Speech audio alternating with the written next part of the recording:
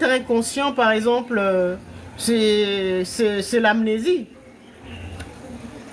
C'est comme tu te réveilles. Dans une semaine, tu te réveilles et tu as complètement perdu la mémoire. Tu vas regarder ton téléphone, tu ne sauras même pas ce que c'est. Tu auras oublié que c'est un téléphone, que ça s'allume à tel endroit. Il faut appuyer sur la touche vert pour appeler, voilà, ou pour raccrocher. Tu auras oublié tout ça. C'est ça l'inconscience. C'est ce qu'on appelle la malédiction. Donc tu ne comprends pas une situation. Tu interprètes mal une situation. Et donc tes actions, bah, tu vas taper poteau. Donc tu vas penser que c'est la malchance, c'est la malédiction. Non, c'est l'inconscience. C'est quelque chose que tu n'as pas encore décodé. Ça veut dire que votre âme doit travailler à nouveau avec votre esprit. Donc, vous avez besoin du projecteur, de la lumière de votre esprit pour regarder dans vos mémoires, dans votre âme, vos obscurités. Ce qu'on appelle inconscience. Ça veut dire, si vous avez compris ce que j'ai dit, ça veut dire que notre travail, ce que Carl Gustav Jung essaie de nous dire, c'est que nous devons rendre conscient notre âme, c'est-à-dire nos mémoires. Le travail qu'il y a à faire pour chacun d'entre nous. Tant qu'on n'a pas réorganisé ses archives, donc son âme, donc son inconscience, donc le rendre conscient, savoir pourquoi il y a eu ça, tel ancêtre a vécu ça, ce qui s'est passé dans telle enfance, qui agit maintenant, qui a eu comme conséquence que peut-être maintenant, peut-être vous bégayez, je ne sais pas. D'accord? Donc les personnes qui bégayent, qui ne sont pas nées bègues à leur naissance et puis tout d'un coup, peut-être quelques temps après, ils ont commencé à bégayer. Exemple, hein, c'est qu'il s'est passé quelque chose, ils n'ont pas fait le lien, ils n'ont pas creusé. C'est ça qui nous permet progressivement de rendre conscient des parties de notre histoire, donc de nos mémoires, de nos archives. Parce que tant qu'on n'en a pas conscience, ça joue contre nous. Et donc nous allons penser que c'est normal, voilà, c'est une fatalité. Le peuple qui correspond à ce qu'on pourra dire l'âme du monde. D'accord? Et vous comprenez pourquoi, avec la couleur de peau. D'accord? Et c'est le peuple africain. L'âme du monde. L'inconscience du monde. Vous comprenez pourquoi le peuple africain a vécu tellement de choses difficiles.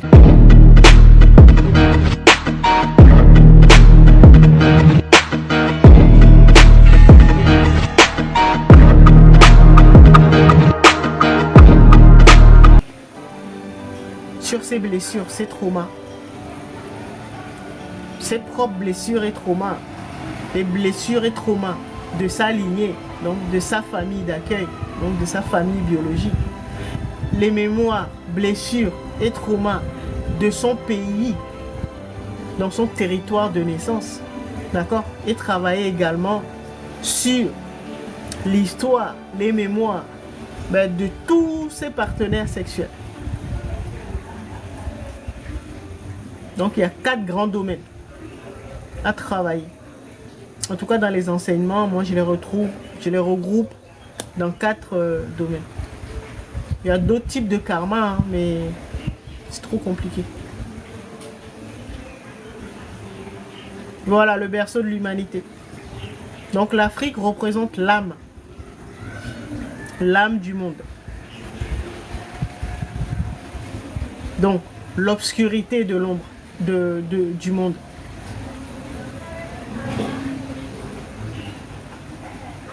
D'accord?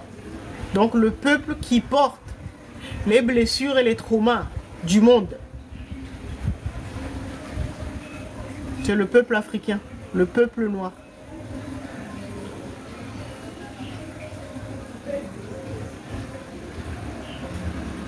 Donc c'est pour ça que si vous êtes vous vous incarnez en tant qu'Africain, donc forcément, ça va jouer sur vous. Votre histoire sera rude. Parce que vous-même, vous incarnez.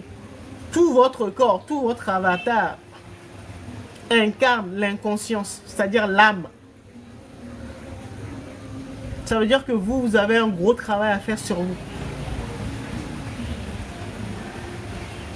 Sinon, sur votre inconscience, sinon vous allez penser que c'est la destinée.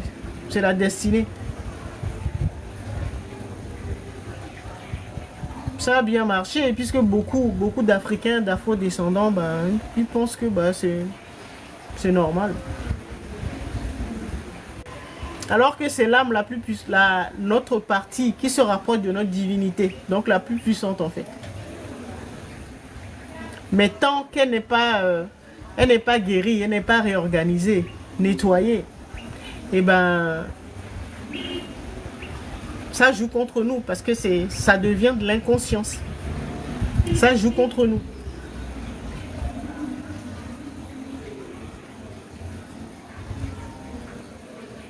Sachant que c'est l'âme. C'est l'âme qui crée les scénarios de notre vie. Donc c'est elle qui nourrit, qui donne les consignes au subconscient, donc le corps, notre Christ intérieur, qui crée l'esprit subconscient, qui crée notre réalité. Et donc, si l'âme, donc l'inconscience, est encore blessée, n'est pas encore guérie, donc vous imaginez ce qu'elle va envoyer comme consigne pour les expériences que vous allez vivre dans la matière.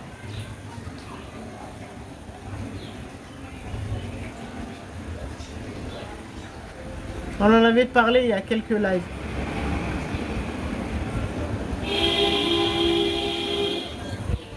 Que c'est quelques minutes avant de s'endormir que la connexion âme-subconscient se fait pour créer notre lendemain.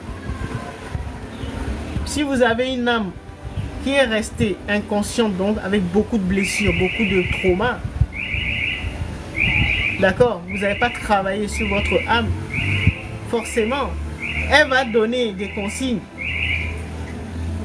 à votre corps, c'est-à-dire à votre subconscient, votre Jésus intérieur, Kirikou intérieur, pour créer que des choses qui vont vous faire encore, qui vont encore vous blesser, qui vont encore être pénibles, qui vont vous traumatiser. Parce qu'elle ne connaît que ça. Elle est restée au niveau inconscient. Ça veut dire que votre âme, votre inconscience,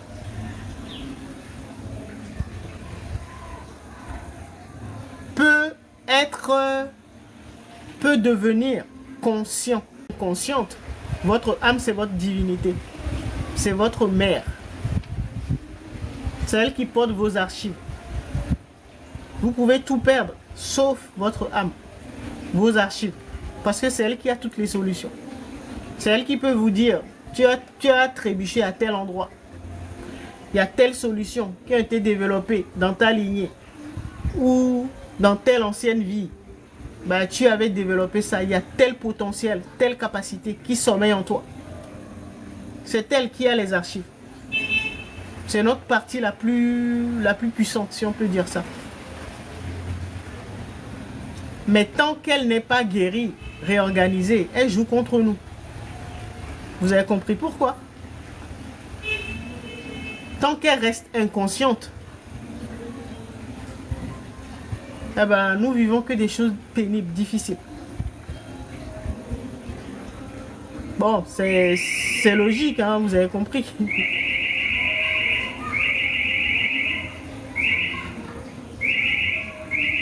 Ça veut dire que l'âme, c'est souvent je vous dis que vous devez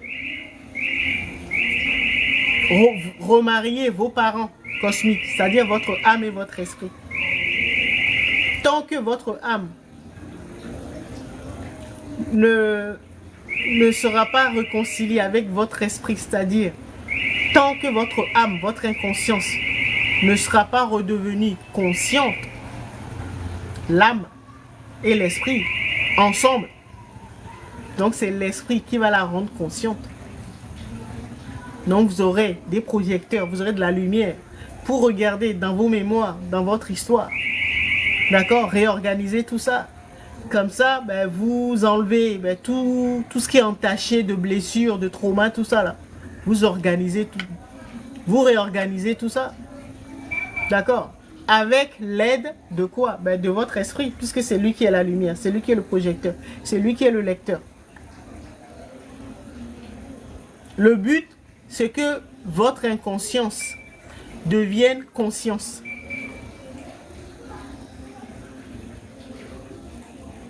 C'est tout.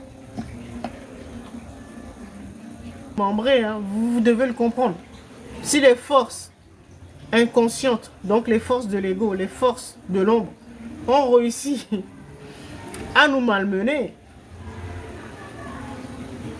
ben c'est que nous sommes complètement déstructurés. Nous, humanité. Et surtout le peuple africain. Si tu es inconscient, c'est-à-dire que tu ne sais pas qui tu es. Tu ne sais pas pourquoi tu es là, d'où tu viens, tu ne sais pas les capacités ou les super pouvoirs dont tu es doté. Et tu ne sais pas comment ça fonctionne.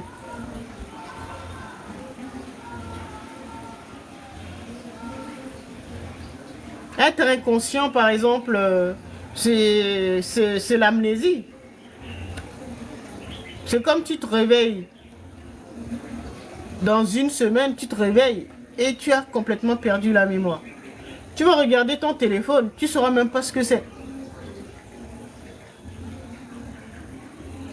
Tu auras oublié que c'est un téléphone, que ça s'allume à tel endroit. Il faut appuyer sur la touche vert pour appeler, voilà, ou pour raccrocher. Tu auras oublié tout ça. C'est ça l'inconscience. L'inconscience veut dire amnésie. C'est-à-dire que tu as perdu la mémoire. La mémoire, ce sont nos archives. Donc, c'est ce qu'on appelle l'âme.